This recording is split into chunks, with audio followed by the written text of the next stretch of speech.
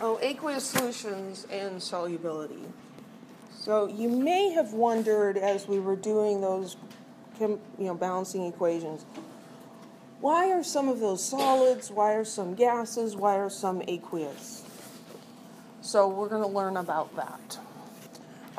So an aqueous solution is a homogeneous mixture of a substance with water. So like when you put table salt into a glass of water and stir it, it mixes thoroughly. The water at the top and the water at the bottom are just as salty. Ionic compounds, when they dissolve in water, they dissociate into their component ions. So the sodium ions separate from the chloride ions. You dissolve the salt, it seems to disappear. You can't see it anymore. If you put sand into water and stir it up, it may float around a little bit, but then it settles to the bottom. You can still see it. That's a heterogeneous mixture. A homogeneous solution, it all becomes uniform. It looks like it's disappeared, but if you taste the water, you can tell it's still there. If you let all the water evaporate, you'll have the salt left. So it hasn't disappeared. So this is what's happening in salt water. So the sodium ions and the chloride ions separate from each other. We have a special word for things like this. Substances that completely dissociate into ions are called strong electrolytes.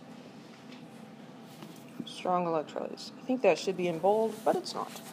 So strong electrolyte. Why do we call that an electrolyte? Well, pure water does not conduct electricity. So this is a conductivity apparatus. We've got a battery hooked up to a light bulb. If you touch these two electrodes to each other, the light bulb would light up. But if you stick it in pure water, nothing's going to happen. Pure water does not conduct electricity. If we throw some salt in there, it does conduct electricity, and the light bulb lights up. The sodium ions and the chloride ions can carry charge from one electrode to another and cause the current to flow. Electrical current is a flow of electrons. And in order for the light bulb to light up, there needs to be some connection. We need a complete circuit for the electrons to run around it. This is like the booster thing that's pushing the electrons around. But if there's a gap here, nothing's going to happen. So a strong electrolyte solution conducts electricity strongly. The light bulb glows.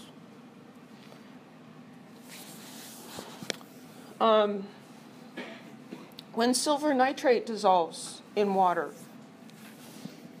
silver nitrate has silver ions and nitrate ions. And so we've got the silver ions and then the nitrate ions. This is a polyatomic ion. The nitrogen and the three oxygens stay together. They do not separate when you put this into water. They stay together as an ion. That's why that ion has a special name instead of being called nitrogen trioxide or something. It's called nitrate because it's a unit. It's super glued together and it just sticks together.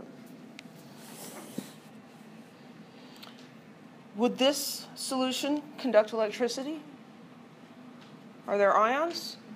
Yeah, it will. So this is also going to be a strong electrolyte solution.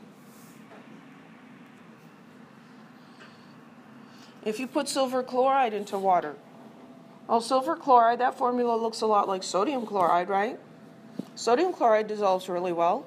Silver chloride does not. There are reasons, and those reasons are understood, but the reasons are pretty complicated, and so we're not going to talk about why. We're just going to say that's what it does. So silver chloride, you put that in water, it's just going to sit as a lump in the bottom of the glass. And you can stir all you want, it's not going to dissolve. The silver ions and the chloride ions like each other a lot.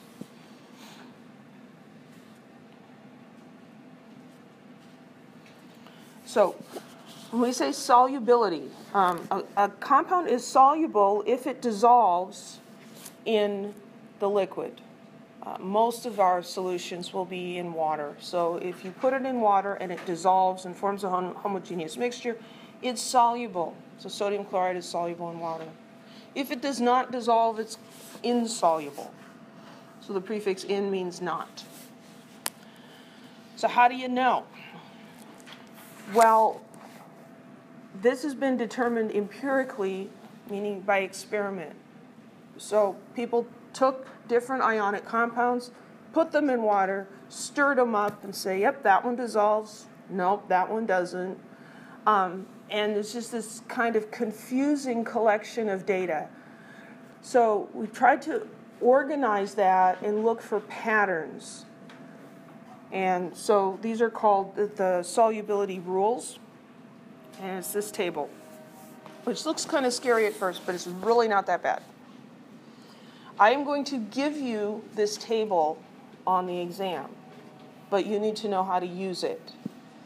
So in the top, we have compounds that are mostly soluble. If your compound has lithium, sodium, potassium, or ammonium, it's going to be soluble. And over here we have the exceptions listed out. For those guys, there's no exceptions. Nitrate and acetate ions, no exceptions. So you look at a compound, if it's got acetate ion, it's soluble, no questions. The halide ions, chloride, bromide, iodide, those are soluble except if the cation is silver, mercury 1, or lead 2. So silver, mercury 1, and lead 2, not soluble. So we just looked at silver chloride, right? So silver with chloride will not dissolve. Chloride with almost anything else will. And sulfate. Sulfate is usually soluble, sulfate compounds, except if you have strontium, barium, lead 2, or calcium. Then it's not. And then this is the list in the bottom of things that are generally insoluble. So hydroxide compounds, sulfide compounds, those are insoluble except if you have one of those first ones. And I think this is unnecessarily confusing. The way you should use this table is start at the top. If it's got lithium, sodium, potassium, ammonium, it's soluble. Don't look any farther. So we really don't need this guy. So I'm just going to kind of separate him out and kind of ignore that one. Because if you have one of those, you're not going to get down here. You get down here if you've got sulfide with calcium, strontium, or barium, it's soluble. If you have hydroxide with one of those, it's considered slightly soluble. Now that one's confusing. For most purposes, the slightly soluble is considered insoluble. That's what the asterisk says down here. Carbonate and phosphate ions, those are generally insoluble except with these guys. But again, if you start at the top of the table, you'll never get down to those exceptions. Okay, so let's use this table. Determine whether each compound is soluble or insoluble. So CUS. Well, we got to look at the table. So we'll go back here. So start at the top, and we're looking for copper 2 ion or sulfide ion. No copper, no sulfide, no sulfide. That's sulfate, but that's not sulfide. Come down here. Ooh, there's sulfide. Sulfide compounds are mostly insoluble, except for sulfide with calcium, strontium, or barium. But we don't have one of those exceptions. So copper sulfide is insoluble.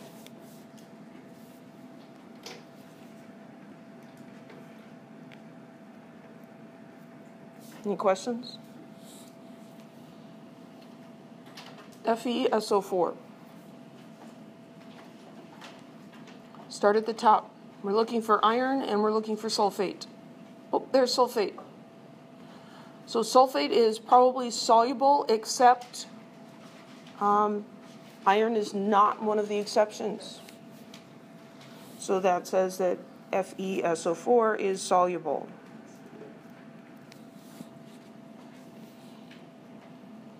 Lead to carbonate.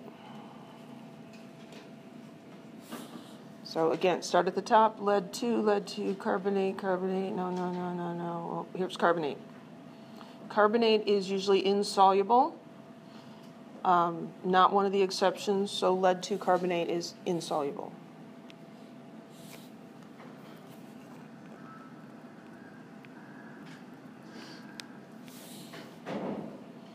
NH4Cl. Start at the top. Oh, there it is. No exceptions. Ammonium chloride is soluble.